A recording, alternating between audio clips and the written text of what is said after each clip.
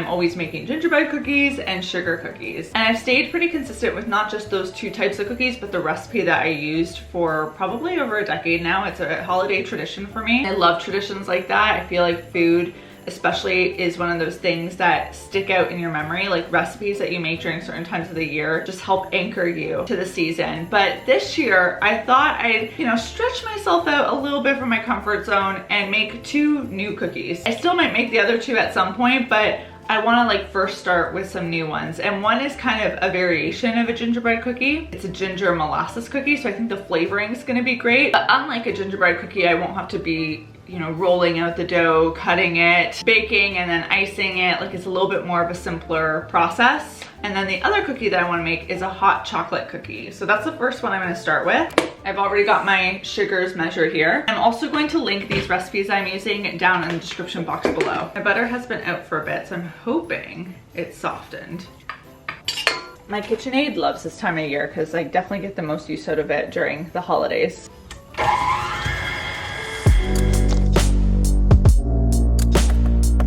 Okay, ooh, nice and fluffy. You know it's gonna be a good recipe when butter and sugar is involved. It's hard to go wrong. Usually I measure vanilla with the heart, but I'll be professional today.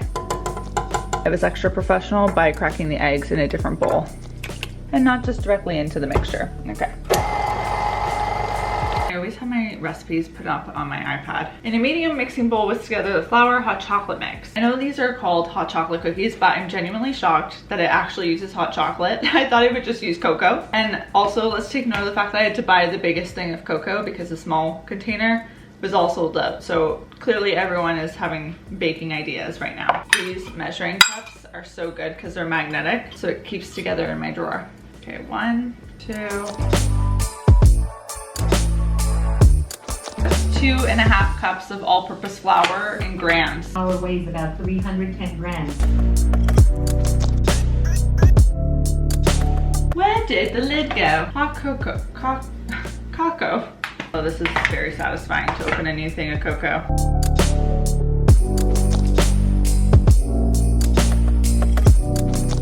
Barely used any cocoa powder, so I need to find a use for this. If you know how I can use cocoa powder, please let me know. There are dry ingredients. Always important to whisk those together before you incorporate with the wet ingredients. We gotta take a moment for this dough because, oh, does it look scrumptious. If you're looking for a really great DIY gift, baking cookies is actually a really great one because you can do it ahead of time. For example, this recipe is freezer friendly, so once I scoop these onto a baking sheet, I'm going to bake a couple for me to try, but then the rest I'm going to freeze and just bake as I want them or bake as I want them ready to be gifted, so that when I gift them, I can bake them fresh, or even if I want to bring them as a housewarming gift. These are things to consider.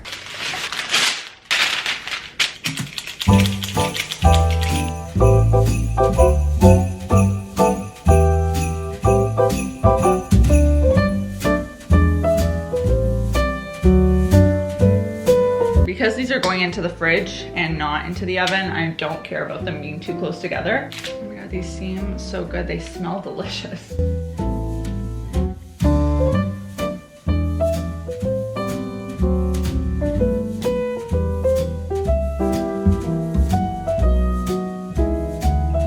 Okay, 2, 4, 6, 8, 10, 12, 14. 2, 4, 6. Oh my god, 2, 4, 5, 10, 15, 20, 23.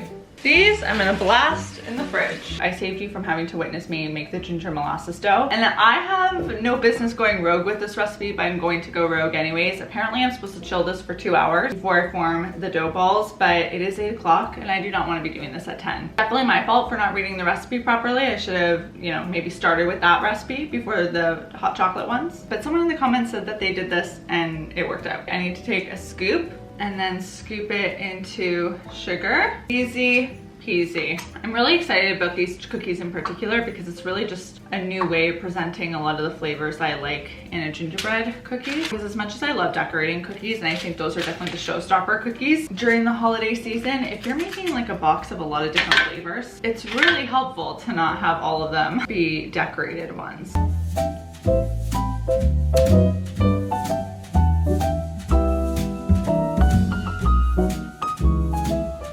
I bake some samples of the cookies. Let's first start off with the ginger molasses. Oh my goodness, that's good. Tastes like a lighter gingerbread cookie.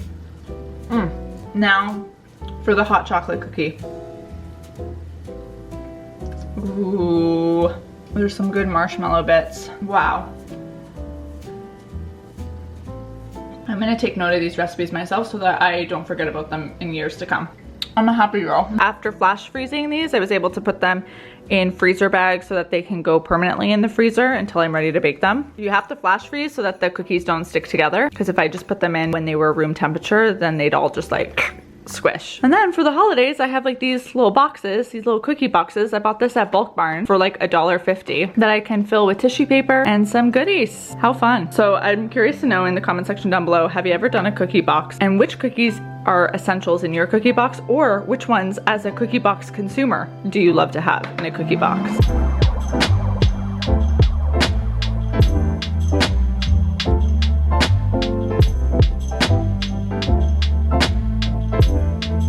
Deal with this, but alas, here we are. Can we take a second though to talk about these beautiful cozy pajamas? They're from American Eagle. I will link them and hopefully they're still in stock. They're the softest thing ever, and come on, iconic.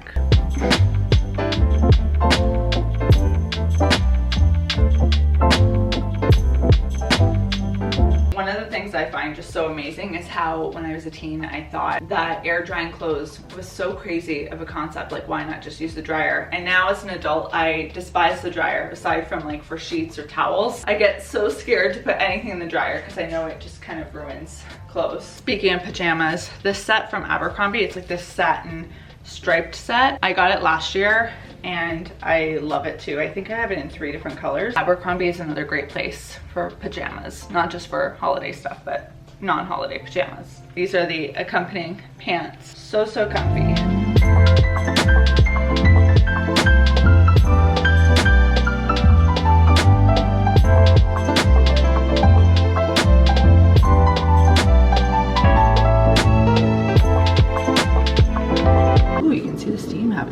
I just finished boiling water and I'm gonna make a hot chocolate to go with my little movie night. I found another adorable mug. This mug is made by the same one, or the same brand that I bought the mug that I showed last week, the Nutcracker. Hold on, this one right here. Like, look how adorable these guys are. I love them. They look like they're meant to be together. I couldn't leave either of them at the store, but like $7.99. $7.99. Like, these mugs, so good. This mug is also gigantic, so I don't think that's the hot chocolate move. I always feel like you gotta go a little bit smaller for a hot chocolate mug. So I'm gonna use my Rifle Paper Co. one, a classic. Got my boxed hot chocolate. I am gonna be making this hot chocolate with hot water and not milk, so please don't come at me. I know that's a sacrilege move for some people, but that's what we're gonna do. I hate to break the news. Got our hot chocolate mix in there, and now we pour. Ooh. Hot chocolate is now hot chocolated. I don't know, something about it just hits. While movie is playing, we're gonna do some puzzling over here. Now here's the dilemma. I have this holiday one that I did last year. I adore this puzzle, it's so pretty. However, I also have these guys. I don't know, I think maybe this one. Oh gosh, I'm so excited.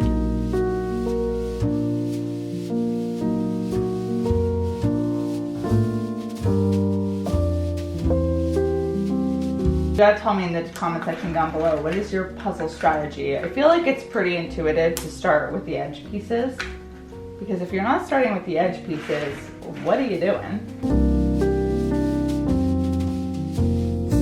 It's dawning on me as I'm putting this puzzle together that this is probably the last video you'll see of me before, you know, the actual Christmas festivities. And honestly, like, one of the things that I just love about I guess the videos that I've gotten to do during this time of year, this year in 2024, is that I just really leaned into getting artsy and crafty. It was a big goal of mine for the holidays going into it, was to just have some fun, be playful, and not take it too seriously. And I think I accomplished that. I'm looking right now at the movie because I've got captions going so that I can still talk to you and sort of watch it.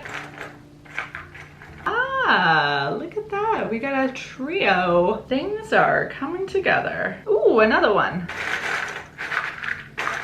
That sound is just perfection, is it not? It gets me every time.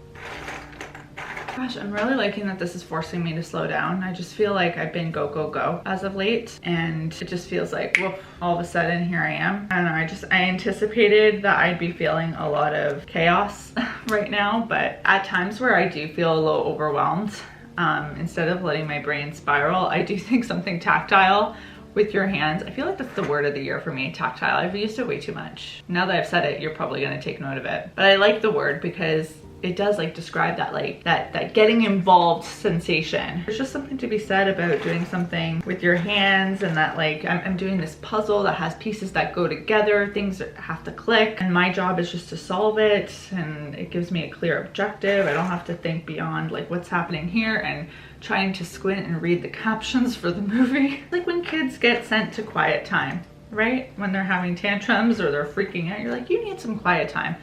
I too, right now, need some quiet time. And it's hard to come by when things are like just chaotic and busy. So you really have to kind of force yourself to do it. Lord knows there are other things I should be doing right now, but this is good.